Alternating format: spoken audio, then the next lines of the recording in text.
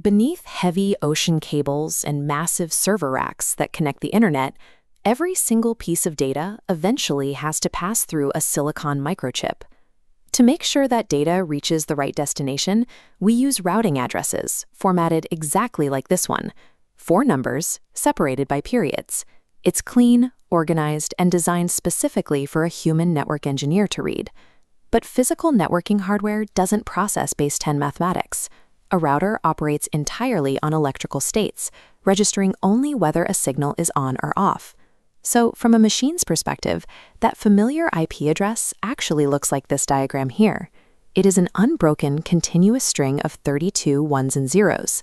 Expecting a human operator to memorize billions of these binary sequences to route global traffic is a physical impossibility. We are operating in 2 completely incompatible languages. The internet relies entirely on translating between them millions of times a second without breaking the network. The solution to managing that massive block of binary data is strict modularity. Watch this on screen.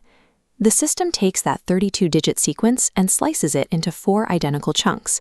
Because each block contains 8 bits, network engineers call them octets. To see the translation mechanics, we isolate the first octet. Every position carries a hidden value.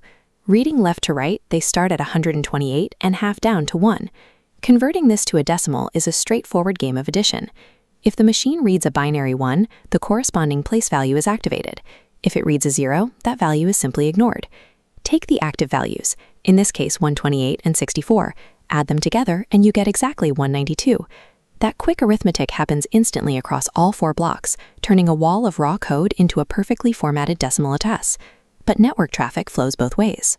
When you type a decimal number, the router must mathematically construct a new 8-bit string from scratch. Let's look at this new layout. We have a target decimal of 168, and below it, the 8 empty slots required to build the binary string. The system asks one simple algorithmic question. Does the place value fit into the current number? Starting on the left, does 128 fit into 168? Yes. So the router logs a 1 in the first slot. Then it subtracts that 128, leaving exactly 40. Does 64 fit into 40? No. So it logs a 0 and moves on. 32 fits into 40, logging a 1 and leaving a remainder of 8. 16 doesn't fit.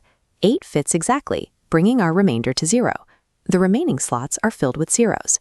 By running that exact sequence of mathematical subtraction, the router forces any human inputted decimal back into precise, functional machine code.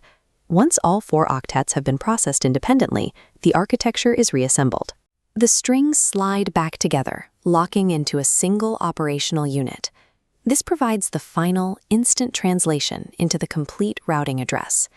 The global web operates seamlessly because of this elegant, modular architecture. It is a mathematical process designed specifically to bridge the gap between human comprehension and machine efficiency.